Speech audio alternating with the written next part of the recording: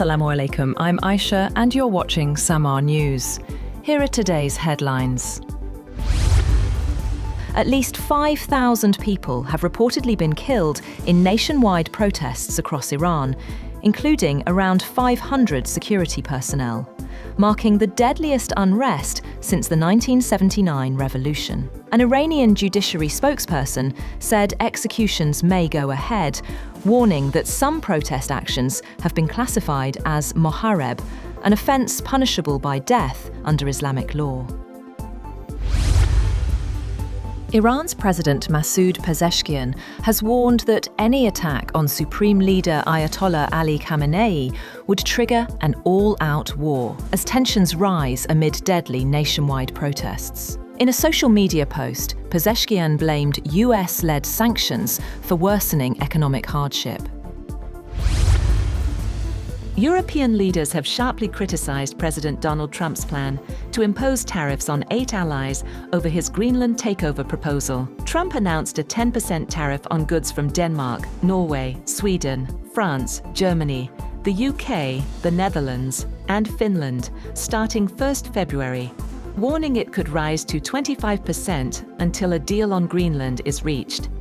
He called Greenland strategically vital for US security, citing missile early warning systems and Arctic monitoring.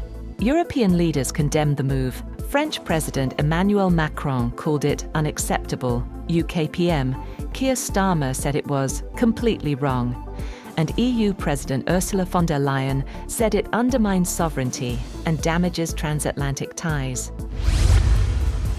Separately, the 8 European countries threatened by President Trump with tariffs say they stand in solidarity with Denmark and the people of Greenland. In a joint statement, the countries said tariff threats undermine transatlantic relations, while stressing NATO's shared responsibility for Arctic security. The Netherlands' foreign minister has sharply criticised US President Donald Trump's threat to impose tariffs on European allies over Greenland, calling it blackmail. David van Veel said such pressure would not help NATO, Europe, or Greenland itself, and warned it could damage alliances rather than strengthen them. NATO Secretary-General Mark Rutte says he has spoken with President Trump over security concerns in Greenland and the Arctic. In a social media post, Rutte said that discussions would continue as he looks forward to meeting Trump later this week in Davos, amid tensions mounting over US claims on Denmark's autonomous territory. President Trump has invited Prime Minister Shehbaz Sharif and several other world leaders to be part of a US-led Gaza Board of Peace to end the Palestine conflict. The Foreign Office confirmed the development, saying Pakistan would remain engaged with international efforts for peace and security in Gaza. According to reports, the board would initially focus on ending the Gaza conflict before expanding to other global crises. At least 16 people have died as forest fires continue to ravage Chile's Ñuble and Biobío regions. President Gabriel Boric has declared a state of catastrophe, while firefighters battle 24 active blazes. Nearly 20,000 residents have been evacuated and more than 250 homes destroyed. Authorities say extreme heat and strong winds are making the fires increasingly deadly and difficult to control. Jordan's foreign ministry says King Abdullah has received an invitation from US President Donald Trump to join the so-called Board of Peace for Gaza. The ministry said the invitation is under review as part of Jordan's internal legal procedures. The proposed board would oversee the temporary governance of Gaza, which has been under a fragile ceasefire since October.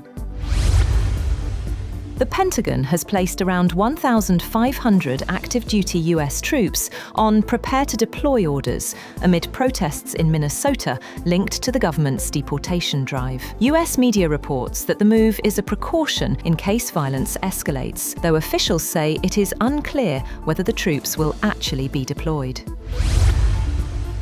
2 people have been killed and dozens injured in a mass Russian drone attack on Ukraine overnight, President Volodymyr Zelensky said. In a statement on social media, Zelensky said more than 200 drones were used in strikes across multiple regions, including Sumy, Kharkiv, Dnipro, Zaporizhia, Khmelnytsky and Odessa.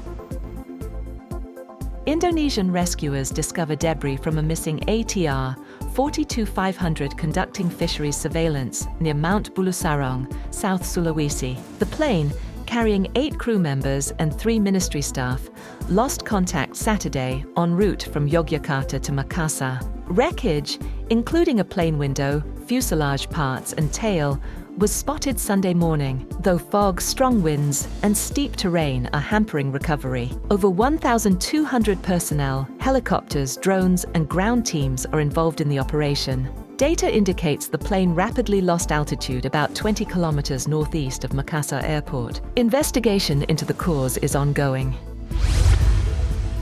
And Hindu devotees gathered in large numbers across India to take a holy dip on the occasion of Mauni Amavasya, or the Silent New Moon Day, during the annual month-long religious fair Magh Mela.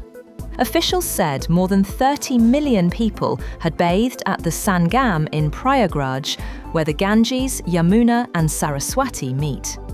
Similar scenes were seen in Haridwar and Ayodhya, with heightened security in place. That's all for now. For more updates, visit www.samaa.tv. Thank you for watching Samaa News.